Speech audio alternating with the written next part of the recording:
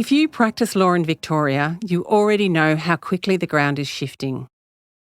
That's why the LIV's Legal Forum brings the profession together, not just to keep up, but to think ahead. Across 2 days, Legal Forum connects you with judges, senior practitioners, and experts from across the profession, tackling the issues that matter right now, from core practice updates to ethics, well-being, technology, and the future of legal work. It's practical, it's rigorous, and it's designed to give you insights you can actually take back into your practice. Legal Forum returns 9 to 10 June at Pullman, Melbourne on the Park. Join colleagues from across Victoria and be part of the conversation shaping the profession. Find out more and register at liv.asn.au/legal forum and use the code PODCAST when purchasing tickets to get a 20% discount. That's code PODCAST to receive your 20% discount. And now, back to the show.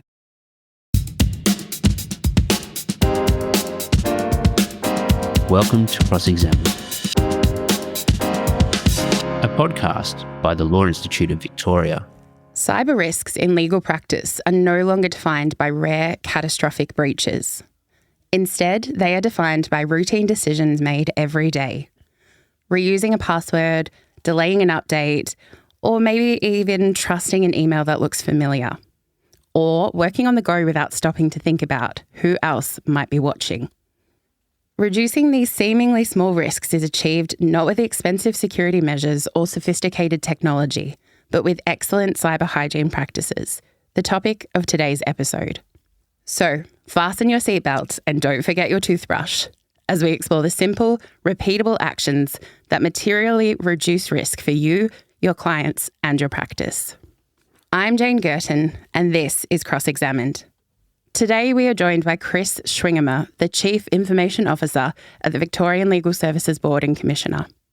Chris leads digital strategy, cybersecurity, and information governance for Victoria's legal regulator and works closely with the systems and controls that sit behind the VLSBC's minimum cybersecurity expectations for law practices.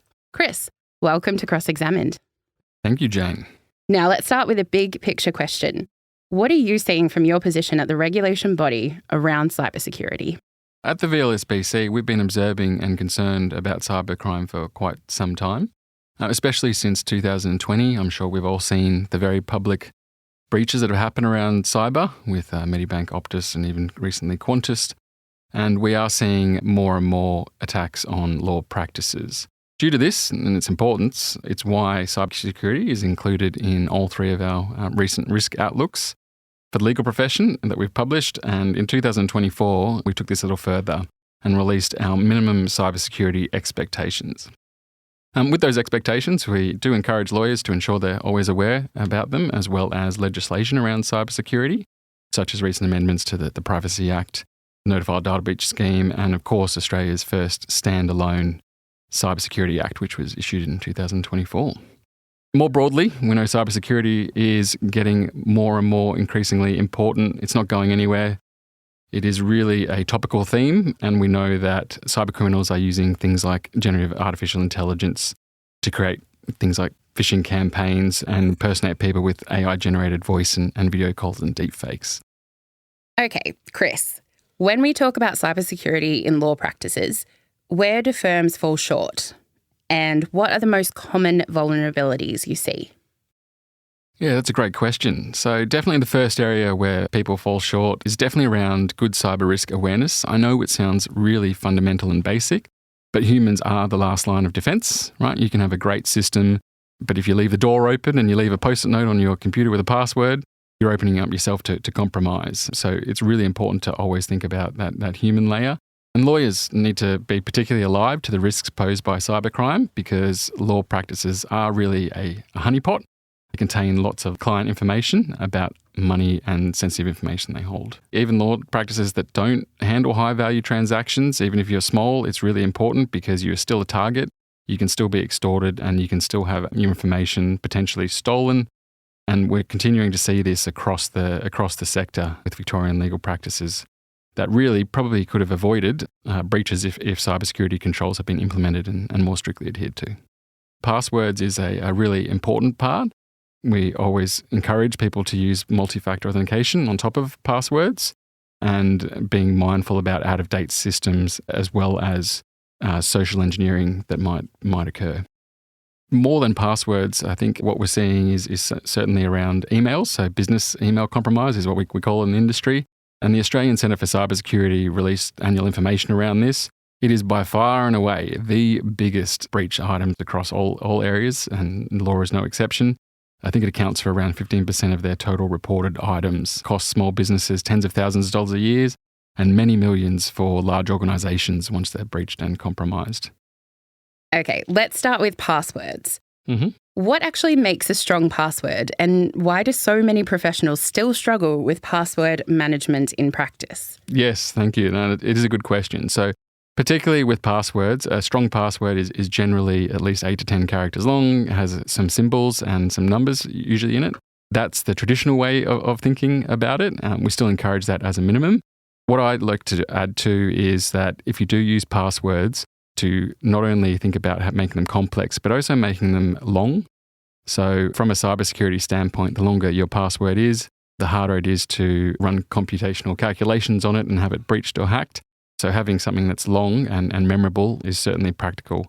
Personally, I am quite a fan of things like passphrases, which are easy to remember as a human, something like Mary had a little lamb, or something that means something meaningful to you, as well as some symbols and some characters. And considering the length of that becomes much harder than a smaller password, with the common ones being your family's dog or your date of birth, right? The very common ones. And what I will add just on top of that is password managers have come a long way. They are quite secure these days. And we do encourage people to always not reuse passwords, but to instead use a password manager where possible. And that way you can use a unique password for each one of your systems that you might be using on a day-to-day basis. The last important part that I want to add is around security, particularly with biometrics. It might not be applicable for everyone, but if you can afford it, it is best practice to use things like fingerprint scanners on laptops or USB security keys. And that way, even beyond a password, you are really strongly protected against compromise. Device updates often feel like an inconvenience. Can you explain why keeping systems and software current is so critical for legal professionals? Yeah, that's right. Another good analogy for this, I like to think, Jayne, is around leaving systems not updated is like leaving your car or house unlocked, right? It's a first level of defense against intrusion. So certainly updating your software and patching reduces that likelihood pretty dramatically, particularly for ransomware. So ransomware really targets systems or software that is out of date and uses it as a way of going through and entering in a network to access sensitive information. So if you are concerned about ransomware, which we all should be, then be very mindful about making sure that your systems are up to date, patched, and especially the ones facing outward towards internet and providing services to your clients. So the way to do that is to always keep an eye on the latest releases that are published by your software. Now, it depends on what software you use. I always encourage you to liaise strongly with your IT teams, as well as check your notifications from your suppliers around latest releases. In particular, one little tip I have is around subscribing to security releases. So not all releases are the same. There might be some releases about functionality, which is quite difficult for your practice or area to implement. However, if there's a security one, apply it straight away. Make sure that your automatic updates are on for your systems that you critically use all the time, especially the ones that are facing towards the internet or that you might have publicly accessible for clients. And make sure you proactively check with your software provider, subscribe to their newsletters and updates, particularly around security updates, and get them to inform you straight away. If you can receive those emails, then it allows you to take proactive action towards making sure that your systems are up to date. Phishing emails are becoming increasingly sophisticated. What are the red flags that lawyers should train themselves and their teams to recognise?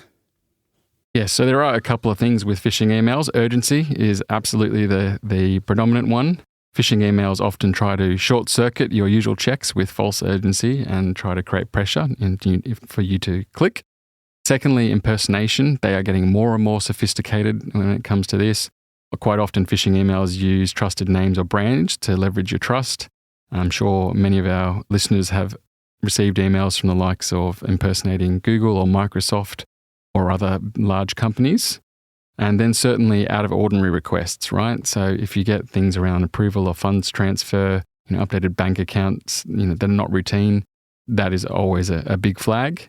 One you see all the time is urgent language around funds transfer or critical items with senior staff being away overseas. You see that quite constantly.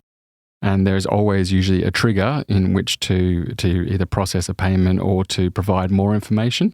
The last part there I want to outline is sometimes we have seen more broadly that cybercriminals are getting smarter, and they are leveraging not only urgency, but gathering more and more information to build that trust, to build more and more rapport with who they're corresponding with before actually initiating their attack.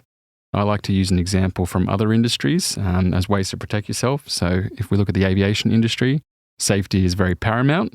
They always cross-check between cabins and flight staff, and ground staff manually point and confirm visuals when they're using radio. So do the same with cybersecurity if in doubt, right? Especially with payments to third parties. We always encourage you to stop, pause, and verify and check. With the advent of AI, there's been more phishing attempts around voice impersonation. The other one is QR codes are very prominent these days. It's a lot easier to scan a QR code than it is to necessarily sometimes click on a link if you're in a protected environment. So quite often cyber criminals are forcing staff and employees to scan that on their personal devices when they're not connected into their protected network. And then lastly, social media posts, publicly accessible information is more and more evident than it has ever been before. Okay, Chris, you mentioned that social media presents particular risks for legal professionals. What hygiene practices should lawyers adopt to reduce their exposure? Sure. So social media is a feeding ground for lots of social engineering. Sometimes we give up personal information on social media, and that can be used to craft an attack. So if you think about some of your social media profiles or some of your family and colleagues, it's quite common to have your name, your date of birth, and potentially family members. All of that information can be used to either impersonate you or to potentially authorize you with another provider or another service. So it really means that it instantly labels you as a potential source. Also, identifying yourself as a lawyer online, is often necessary, but it does identify you as a high value target for a financially motivated hacker. Lastly, on social media, besides oversharing of information, threat actors can really compromise accounts of trusted friends or colleagues and use these to spread threats or to send you links. So be very careful, and we always encourage lawyers to never discuss anything sensitive on social media. Never click on any links, and exercise caution when you're dealing with requests from unknown profiles at a minimum. Make sure that you limit any of the information that you have there so it's not used for oversharing. Be conscious about your birth dates, your family members, as well as your other connections. Those all can be used against you. Okay. VPNs are often misunderstood. Why should lawyers working remotely or travelling consider using one?